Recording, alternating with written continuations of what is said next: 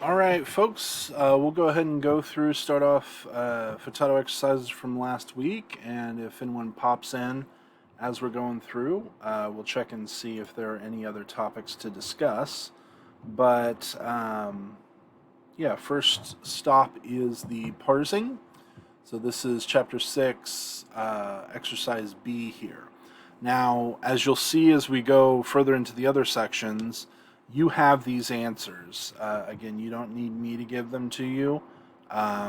You've obviously got them here in your book, but even the section B, you've got these answers down here in the practice, answers to the practice drills. So what I'm going to focus on is pointing out shortcuts or things I think may be confusing, just giving you tips along the way here. If there are any other questions that you have or anything else you'd like me to discuss, let me know. I'm happy to go over in more detail. But I want to focus here on the things that may be trickier or things that may help you develop your recognition a little earlier. All right, so, excuse me, beginning with B. You know, we went over in the last video how the different parts of the pronouns are used as suffixes on the Cal Perfect. So you've got your lexical form, that's going to be your third masculine singular form. But in order to make it third feminine, we add a comet hey, which we're very much used to as a feminine singular ending. This happens to be third feminine singular.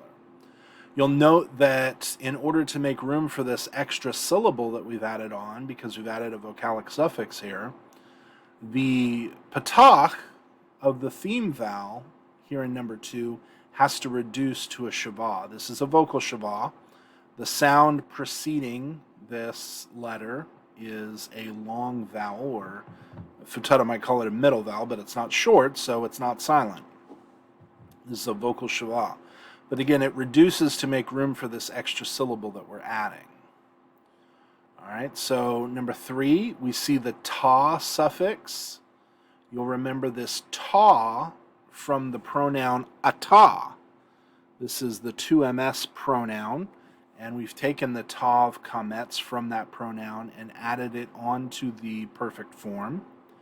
And that's what gives us our 2ms form of the Cal Perfect. Number 4, we take atem, the suffix, the tav, segel, mem suffix here. This is from atem, the pronoun, and it indicates 2mp. The mem here helps you remember that this is the masculine, whereas the noon is the feminine ending of the second person plural. And again, because this ending here is so heavy, it's consonantal, it's 2 letters, it's a very heavy ending. This weighs the end of the word down, and so the first syllable here, so far away, it has to reduce. This is what we call propretonic reduction. The accent that is, the syllable that's accented is the tonic. The syllable before the accented syllable is the pretonic, and the syllable before the pretonic is the propretonic. So that's how we've got the reduction here. Mo, okay, it looks like you're muted now. I was having trouble hearing you, so I don't know if you were addressing me or if that was background. No, it was the background. Okay, no problem. All right, we'll finish up B here, and then Mo, if you have anything in particular that you want to go over, we'll discuss that. All right, number 5 here, we've got Shma Nu. And Mo, if you can go ahead and mute, I am getting some feedback there. Thank you. All right, Shma Nu here. Again, we take the nu suffix, that noon shurik that we see on anachnu. That's the pronoun for we. That's first person plural. We stick that at the end of the cal root, or at the end of the 3ms form, and we get the 1CP form, Shema Nu. Number 6 here, we take the Hirik Yod.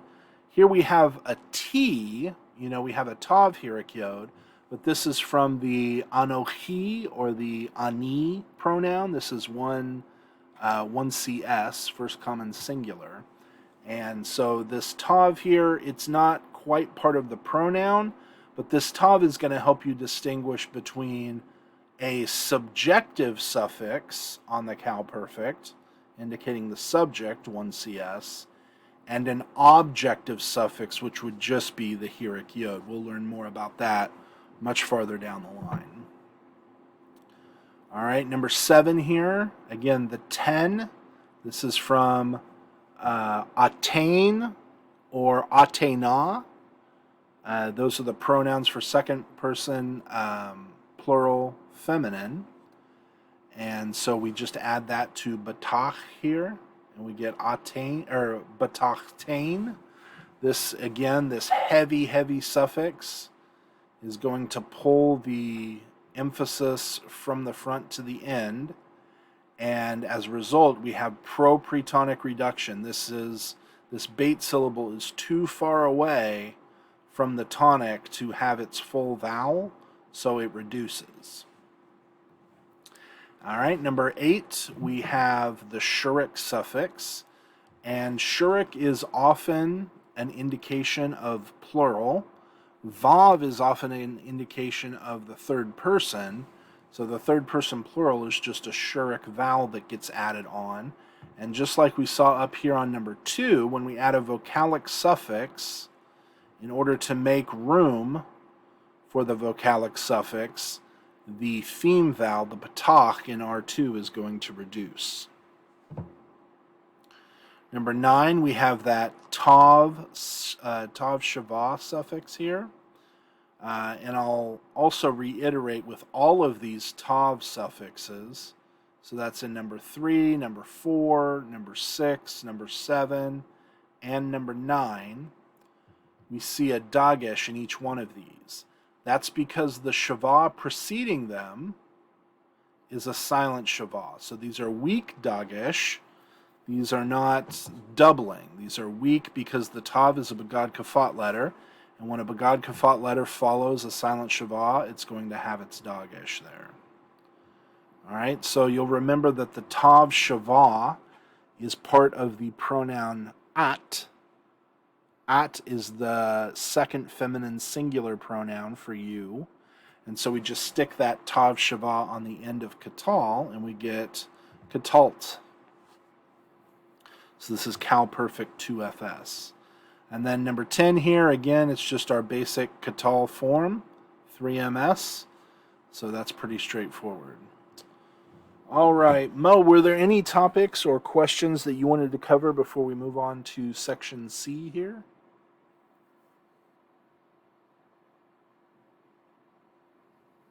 I think I'm good so far. All right. Pastor.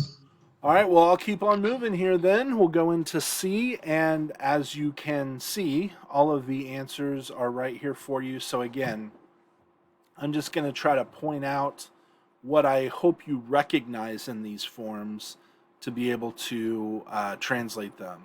And this is going to throw me off. Basically, you've got question 1, answer 1. The whole idea here is that you should be able to take a sheet of paper, put it over this column, and then, or actually you can just put it like this. So you look at question 1, and then to see the answer, you move your paper down, then you see question 2. And to see the answer, you move your paper down, you see answer 2, question 3. So that's the way this is set up. And it's going to confuse me if I see all these answers, so I'm just going to put this here so it doesn't confuse me. So again, as we go through here, Kamet's Patak pattern, this is just the 3MS, no suffix.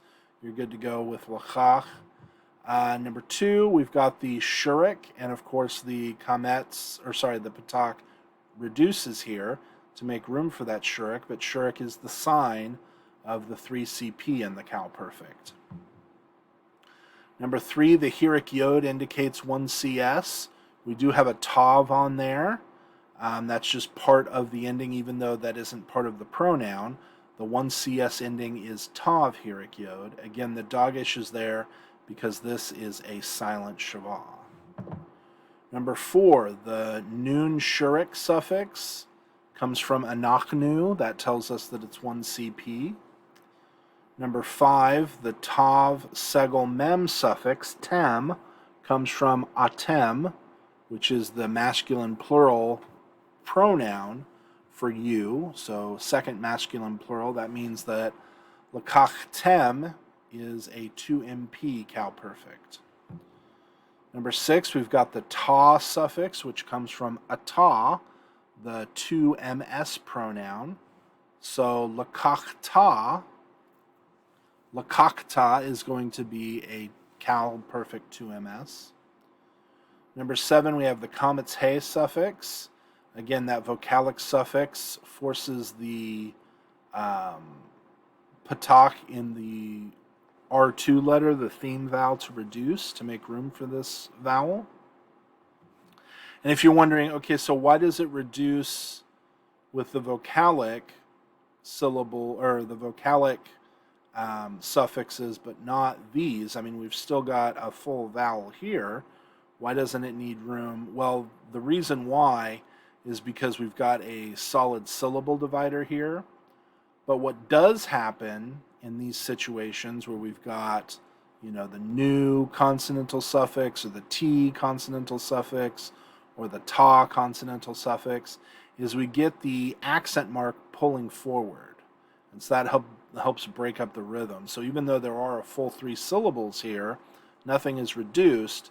The accent mark shifts to this second syllable in order to make it easier to pronounce.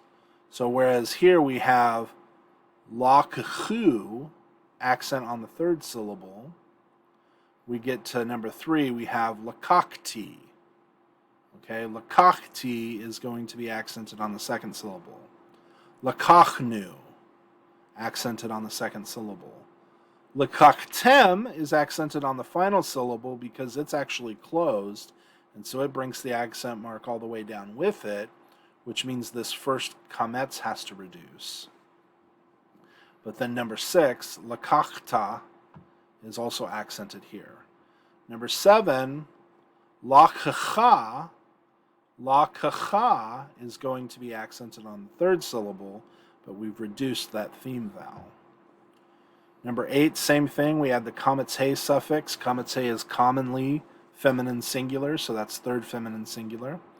And as a result, the patak reduces here. Sham-ah. Number 9, we have zakar, but zakar has the 3FS suffix as well, so we get zachara. Number 10, we have halak, but we add the 2FS suffix from at. We get halakt. Number 11, we have halak again, but we're adding the T suffix. That's 1 CS. Just like ani or anohi, it has the hiric yod. So we have halakti.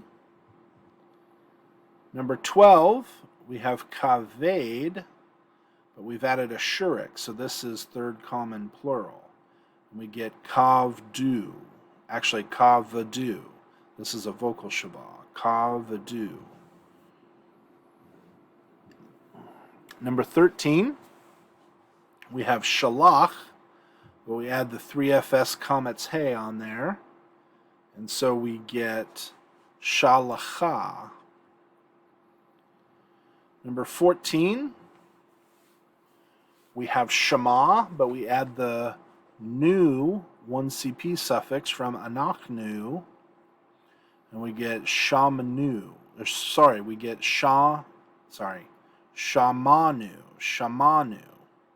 The accent mark shifts to the 2nd syllable because we don't have that reduction here. So shamanu is we heard. Number 15, we have achal. We add the tav kametz from atah, which is the 2ms pronoun for you. So we get achalta. And then 16, we have zachar. We add the tem suffix from atem, which is 2mp. We get zachartem. And number 17, we add the ten suffix from aten or atena. We get zacharten. Number 18, we add the t suffix. Again, this is the 1cs suffix. We get zacharti. Number 9, no suffix at all, so this is just the 3ms form, natan. And then number 20, kaved, we add the 1cs new, 1cp new suffix from anachnu. We get kavadnu. All right, that is section C. Any questions there? It's important to do the inflection of the verb here to practice, the past tense with the proper pronoun. Some of these, number 20 here with kaved. This is a stative verb, so that usually gets translated into English with just to be plus an adjective. Same for number 12 here. All right, let's move on to D. So this is pretty much the same thing, except these are all going to be verbless clauses. So instead of stative verbs, we've got verbless clauses, which is basically a noun plus a pronoun. And often the noun is going to come first. And in fact, here the noun always comes first, it looks like. That is the usual word order for a verbless clause in Hebrew. You usually have the predicate first, then the subject. So number 1, we've got kohen. So this is a priest. Ani, a priest I. So we would say a priest I am, but we wouldn't even say that. We would say I am a priest. In English, we put the subject first. So kohen hu is the pronoun. This is the 3ms pronoun. So this would be he is a priest. Kohen atah, this is the 2ms pronoun, so you are a priest. Number 4, we go to aim. Aim is the word for mother. So aim he is going to be she is a mother. Aim at is going to be you are a mother. Anashim, this is the word for men. So you'll note that anashim is plural, so our subject will probably be plural and masculine. So anashim haim, this is going to be they are men. Anashim anachnu, we are men. Again, anachnu is common. There's not a feminine and masculine form. It's just one form for either feminine or masculine.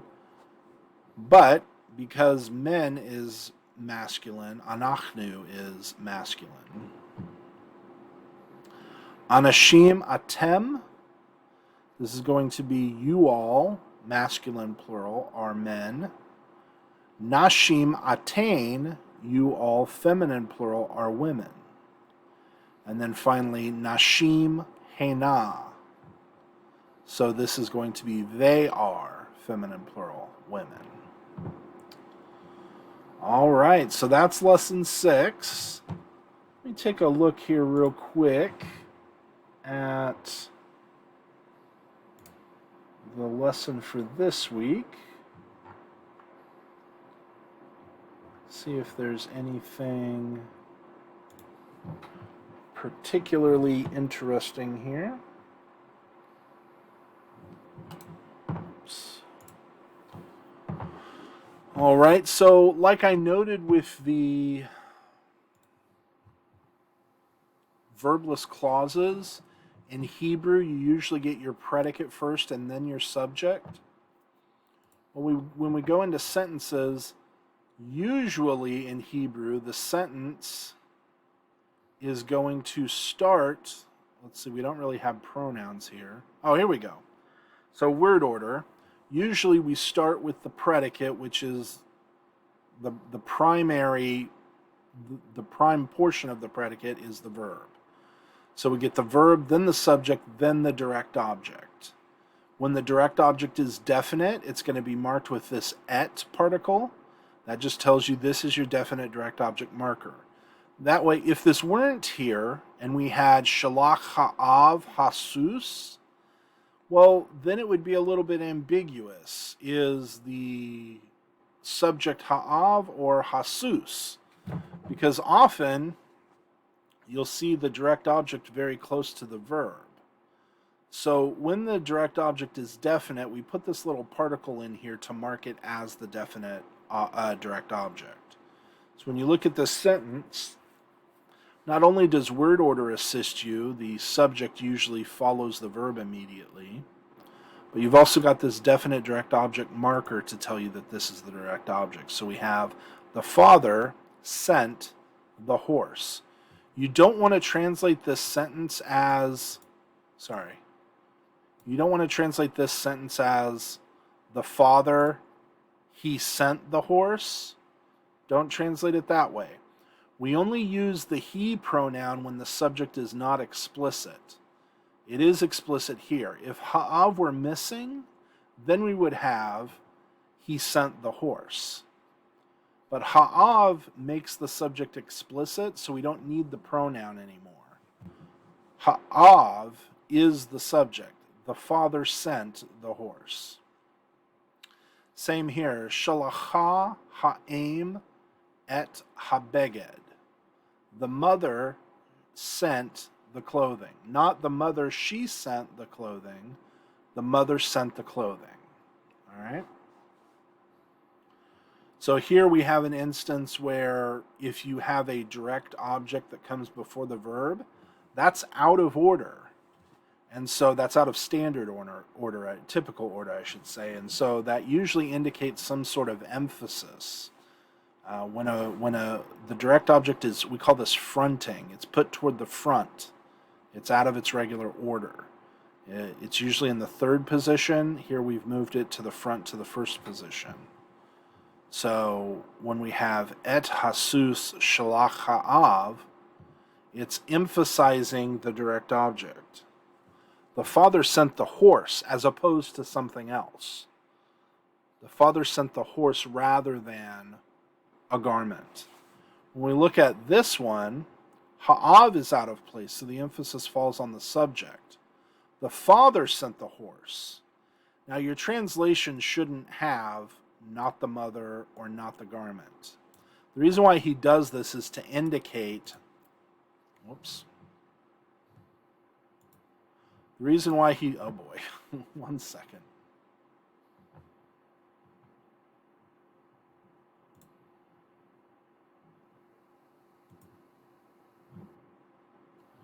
All right, so the reason why he does this here, not the mother, is to indicate we're emphasizing the father sent the horse as opposed to anybody else sending it.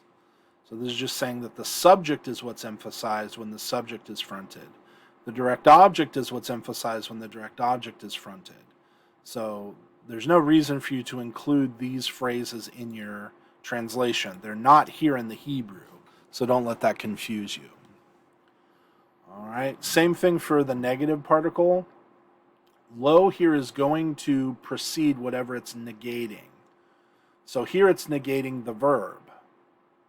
So this would be, the father did not send the horses, so he did something else with them.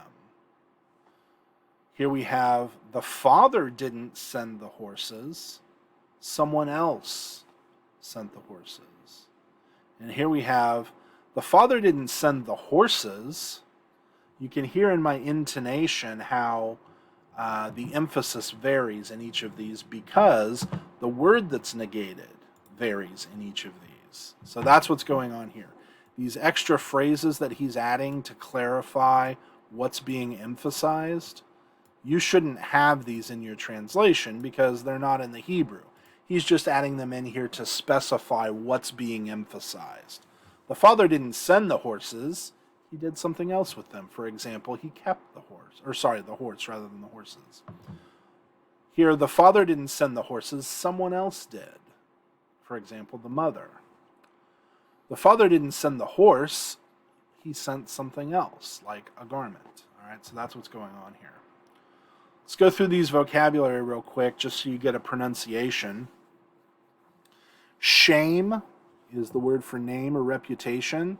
My mnemonic for this is I don't want to shame someone's reputation. I don't want to put shame on their reputation. So you might also say someone has a shameful reputation, something like that. Darash, to seek or to inquire. He inquired, he sought. For me, it was a silly mnemonic. He sought the source of his rash.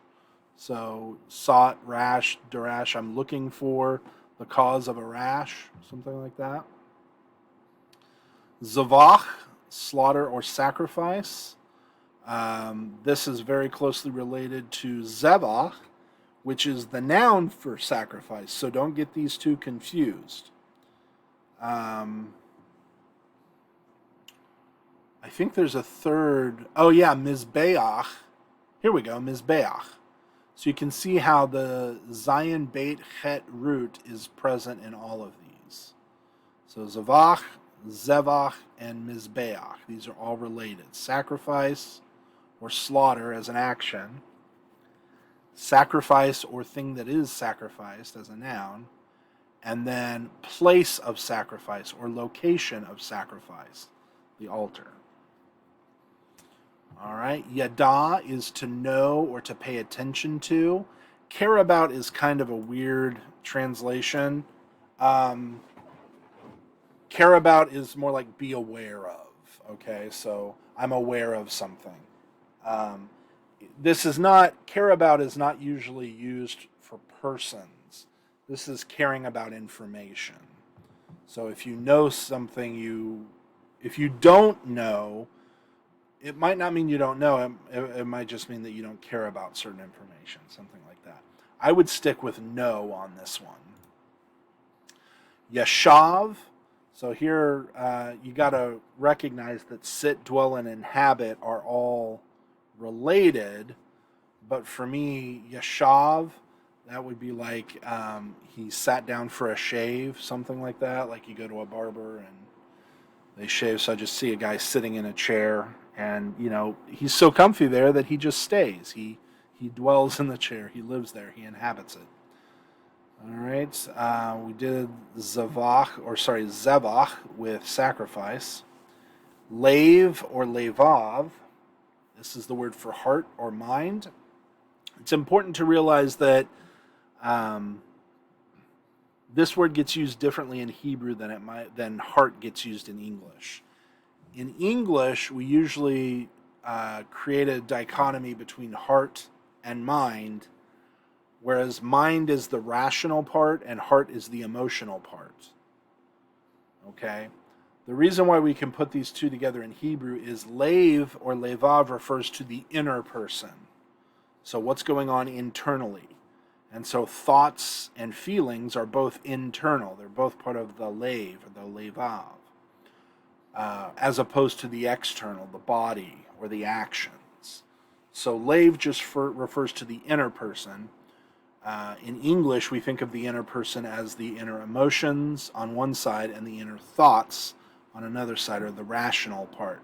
Hebrew doesn't have that same sort of dichotomy. Lave refers to both the thoughts and the feelings and the emotions, or it just refers simply to the innermost area of something. So you can have the levav of a house or something like that. And of course it does refer to the organ, the heart, because the organ of the heart is, it's central, so it's inner. Mizbeach we talked about. Mishpat, I'm not sure if you've had shafat yet, but shafat is the verb he judged, and so mishpat is a noun form of judging, so it means judgment or decision. And then finally, is people. Pay attention to the notes here. When you form a plural of lev or levov, you get this dagesh when you add a suffix, okay? Now, you can sometimes see this more rare form, levavot, okay? But usually when you add a suffix to a geminate, which is basically a noun that has two identical letters next to each other, usually you get this dagesh form, all right? You can check back for the patach here. Check back on the furtive patach, what we learned about that. And then this is important to know here. Mizbeach is a masculine verb, but the plural form looks feminine. It has this ot ending. Mizbachot. Okay, so just be aware that when you see mizbachot, this is still masculine, but this is the form that it takes in the plural. All right, so that's lesson 7 as well. Anything else you want to go over before we shut it down, Mo? That was wonderful. Thank you so much, Mr. Bursky. You I bet. think I'm good. All right, sounds good. Well, I hope you have a great week, and if you do run into any questions, don't hesitate to let me know, all right? Absolutely. I'm grateful for you and all of your great work. Appreciate it. Thank you very much. You take care.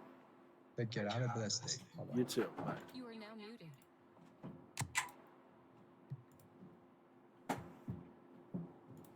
You are currently the only person in this conference.